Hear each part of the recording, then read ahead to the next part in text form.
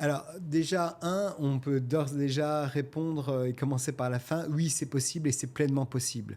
Alors, il y a beaucoup de gens qui ne connaissent pas vraiment cet environnement-là et qui déconseillent, non pas parce que c'est pas pratique, non pas parce que c'est pas optimal, mais tout simplement parce qu'ils ne connaissent pas. Nous, notre cabinet, on est présent aux Émirats Arabes Unis, on est présent en France et ça permet d'appréhender et les contraintes côté français et les contraintes ou italiennes ou belges ou suisses, mais également les contraintes côté émirati, parce que la réglementation émirati, contrairement à ce que certains pourraient penser, c'est pas tout et n'importe quoi. C'est assez cadré. Et si Effectivement. on fait les choses de manière structurée, c'est tout à fait possible. Alors déjà, pourquoi se poser la question? Parce que, en fait, si aujourd'hui j'ai 1 million d'euros pour les plus chanceux en France sur le compte bancaire de ma société, si je veux le prendre pour investir à titre personnel aux Émirats Arabes Unis, eh bien, je vais être obligé de payer la flat tax de 30%. Hein, donc, une fois qu'on a payé son impôt société, donc on a déjà payé Tout à fait. 25% d'impôt société. Une fois qu'on a payé ces 25 sur ces 1 million, mais il reste 700 000 à distribuer. Sur ces 700 000, je dois payer encore 30% de flat tax. Donc, j'arrive avec 500 000 euros d'argent disponible pour investir en immobilier à Dubaï. Donc, bien sûr que certains se posent la question, est-ce que je ne pourrais pas utiliser pleinement mes 1 million d'euros et investir à Dubaï plutôt que de me contenter que de la moitié, même si bien sûr on comprend tout ce qu'il faut payer des impôts, mais est-ce que techniquement il y a des solutions possibles pour ça? Eh bien, c'est exactement le même questionnement que le questionnement qui existe en France entre une holding qui dit je veux investir dans l'immobilier au travers d'une SCI.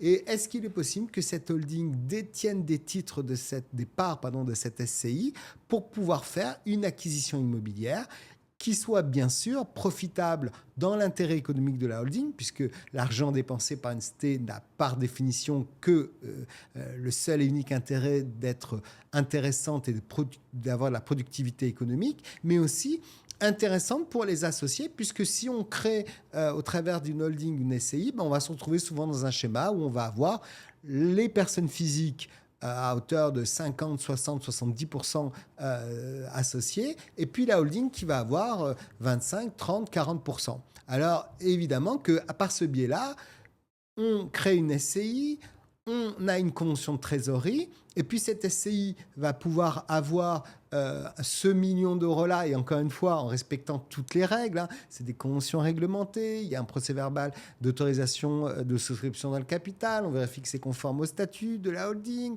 on s'assure aussi qu'il y a un pacte d'associés, on fait les Tout à choses fait. bien, évidemment, on ne va pas entrer dans les Effectivement. détails, encore une fois, il ne faut pas être trop réducteur, mais si on fait les choses bien, il n'y a pas de sujet pour qu'une holding française soit associée d'une SCI et finance quasiment intégralement ou intégralement, avec bien sûr une rémunération, avec une espérance de plus-value à la clé. Alors Tout à pourquoi est-ce fait. que je parle de ça?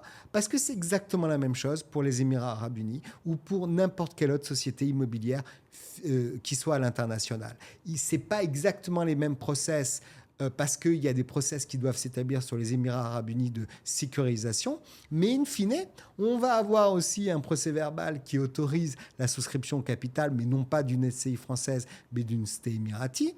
On va s'assurer que ce prêt qui va être fait par la STE holding française soit bien rémunéré avec une rémunération de compte courant d'associés. On va avoir une convention de trésorerie, la même qui existe entre la SCI et la holding. On le Ouais, fait c'est très voilà, cadré. de la même manière. Et on va s'assurer, bien évidemment, de respecter aussi la règle qui est la règle du non-abus de droit. Pourquoi? Parce que la notion d'abus de droit en France, ça dit quoi? Ça dit qu'il y a des choses que l'on peut faire, c'est pas illégal, mais la manière dont on le fait échappe à l'intérêt économique de la société. C'est pour cette raison que, par exemple, mais c'est presque du bon sens, si en fait on a la holding qui va investir 1 million d'euros sur un projet aux Émirats Arabes Unis, mais que la holding n'a que 5% de la société émirati qui fait cet investissement, on va dire, bah oui, 95% pour les associés personnes physiques, 5% pour la holding, mais c'est la holding qui investit l'intégralité des J'ai montants. compris. Bah, évidemment que ça revient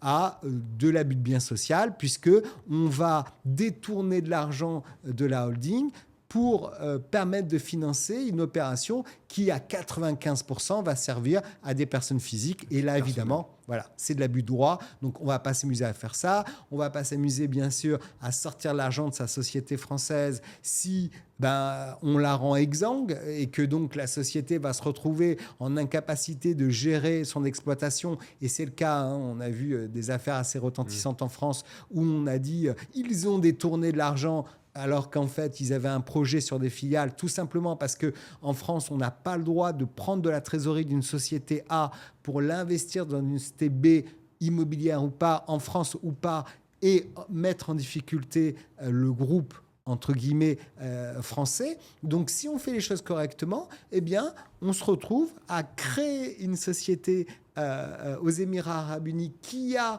pour associer un minimum, et c'est ce que retient l'administration fiscale, 30 ou 35% de détention de titres, hein, pour dire, voilà, ils ont mis de l'argent, mais ils ont un statut d'investisseur. Et si on prenait un investisseur tierce, qui mettrait 1 million d'euros pour 5% du capital? Personne. Tandis que là, on dit, écoute, c'est moi qui ai trouvé le projet, c'est moi qui vais gérer l'opération, c'est moi qui vais faire en sorte que cette opération soit productive, qu'on aura l'opportunité d'avoir des loyers ou de la revendre et de ramener tout ça dans l'intérêt de la stakeholding. Donc, grosso modo, on fait un tiers de tiers. Hein, et la mission fiscale dit 30-35% de détention de capital. On n'est pas dans un abus de droit, tout autant bien sûr qu'on n'a pas mis en difficulté la holding et ses filiales en France. Eh bien, c'est le taux de détention qu'on recommande, 30-35. Certains, de manière agressive, vont mettre 25, mais déjà pour moi, c'est une prise de risque. Mais évidemment, plus l'associé personne physique va mettre d'argent, plus on peut imaginer que la personne morale, la holding française, pourra avoir moins de participation. Et puis surtout, on se dit que c'est la réalité des choses. Bien sûr. On investit aux Émirats, on va avoir des loyers. Quand on va avoir des loyers, on va avoir des bénéfices. Ces bénéfices-là vont remonter à la holding. Cette holding va déclarer ses revenus et ses ressources dans le cadre de sa fiscalité française. On va même payer de l'impôt sur ces bénéfices qui sont réalisés aux Émirats Arabes Unis. Eh bien, tout est normalement constitué et on n'aura pas d'abus de droit. Il faut simplement parfaitement bien le structurer et l'encadrer. Et ça, c'est ton travail. Et c'est, je pense, aujourd'hui ton cœur de métier. En tout cas, nous, les dernières fois où on a eu ce type de demande, on a redirigé donc, les clients qui souhaitaient investir à travers Blueprint dans des biens immobiliers de cette manière-là, parce que le problème qu'on rencontrait, beaucoup de gens pensent que c'était illégal. Ouais. Et que c'était un petit peu des choses borderline. Et le fait de se rapprocher de toi et que tu leur expliques concrètement comment ça fonctionne, ils se sont rendus compte que c'était 100% légal et que ça leur permettait forcément d'augmenter leur panier et de pouvoir, comme tu disais, plutôt que d'investir seulement 500 000 euros, de pouvoir investir 1 million d'euros. Oui, et puis il y a beaucoup aussi d'images qui sont erronées, de dire si je crée une filiale aux Émirats Arabes Unis, je vais avoir un contrôle fiscal. À titre personnel, nous n'avons pas eu un seul contrôle fiscal, pas un, pour tous ces schémas qui ont été réalisés ces dernières années. Et puis tu as suffisamment de recul là-dessus pour... On a quand même du recul sur pas mal d'années, on n'en a pas eu une seule. Amusez-vous à déclarer votre TVA 6 mois, 8 mois d'affilée avec du retard. Là, les warnings seront là et vous serez contrôlé. Et quand bien même un contrôle fiscal se réalise, du moment qu'on fait les choses correctement, qu'on les déclare, qu'on les enregistre et qu'on le fait dans un process qui est normalement établi, eh bien, moi, je ne fais pas partie des gens qui ont peur des contrôles fiscaux. J'ai plus peur de sociétés qui soient mal conseillées, en France d'ailleurs ou ailleurs. Hein. J'ai reçu quelqu'un en consultation il y a quelques jours qui m'a dit mais écoutez Gilles, moi je veux investir aux Émirats, j'ai entendu que c'était possible de le faire avec la création d'une holding et d'une filiale. Bon, bien sûr que si on peut avoir l'argent en fonds propres, on le fait, c'est encore plus simple. Et on n'a pas besoin de créer forcément de société aux Émirats, je le dis. Et puis donc je lui ai demandé son bilan en France et puis en fait le bilan français était tellement mal structuré qu'en l'espace d'un quart d'heure, on lui disait « Mais en fait, madame, cet argent, vous pourriez l'avoir net d'impôt. » Mais comment? On me dit, parce que vous avez des comptes courants d'associés, parce que vous avez un montant de capital social de 1 million d'euros. Il suffit de faire une réduction de capital. On doit le justifier encore une fois. On fait les choses correctement. Il ne faut pas prendre que des bouts d'informations. On fait les choses correctement. On peut faire une réduction de capital. C'est net d'impôt. Vous avez des comptes courants d'associés à récupérer, c'est net d'impôt. Votre million d'euros, vous l'avez en 2 secondes. Il n'y a pas besoin de créer une société. Ça leur a coûté 300 euros de consultation. C'est pas rien, mais c'est pas non plus une somme abyssale.